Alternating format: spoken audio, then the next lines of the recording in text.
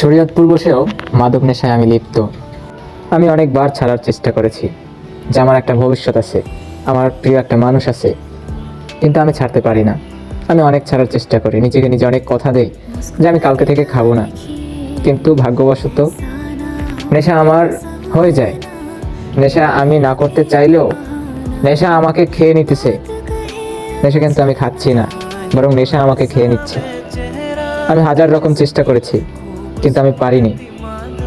সেখানে শরীয়তপুরে এক বড় ভাইয়ের সাথে কথা, এক জায়গাতে গেলে মানুষের সাথে কথা হবেই, তার সাথে কথা বলতে বলতে মনের থেকেও কথা বলি। সে আমাদের সামনে নেশা করে, তাই আমরা নিজেকে ধরে রাখতে পারি না। সেখানে আমিও নেশা করি। এক পর্যায়ে কি হয়, নেশা করতে করতে আমার গলায় দম আটকে যায়। আমি কাশতে কাশতে আমার গলা থেকে রক্ত বের হয়। আমি রক্ত বমি করি নেশা করে, তবুও আমি নেশা ছাড়তে পারছি না। কিন্তু কেন?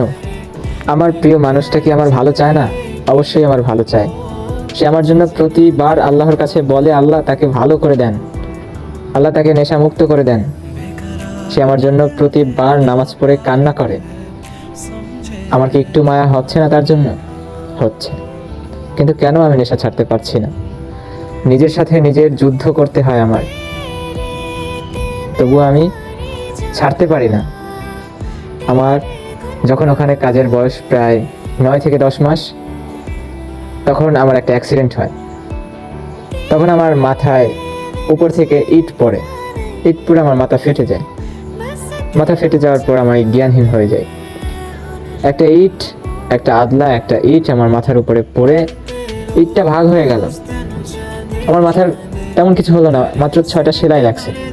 আমার মাথা থেকে যত রক্ত বের হয়েছে, আমার কোনো হুঁশ ছিল না।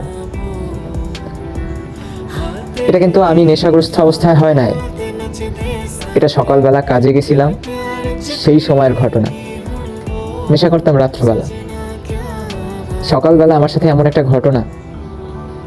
আমার গায়ে একটা গেঞ্জি ছিল যেটা রক্তে ভিজে গেছে। রুম থেকে এনে আর একটা গেঞ্জি পরেছে, আমাকে স্বাস্থ্য কমপ্লেক্সে নিয়ে যাবে, 20 টাকা ভাড়া। সেই গেঞ্জিটাও রক্তে ভিজে গেছে। এত পরিমাণ রক্ত আমার মাথা থেকে বের হয়েছে। আমি 2 দিন কথা বলতে পারি নাই, আমার শরীরটা চলতেছে না। এত পরিমাণ রক্ত আমার মাথা থেকে গেছে, আমার শরীর থেকে গেছে। প্রিয় মানুষটাকে আমি এসব কথা কিভাবে বলি? প্রিয় মানুষটা আমার কষ্টে সে কান্না করবে আমি জেনেও তার সাথে আমি কিভাবে বলি যে আমি কষ্ট পেয়েছি? আমি চাই না তার চোখ থেকে এক ফোঁটা পানি অন্তত আমার জন্য পড়ুক।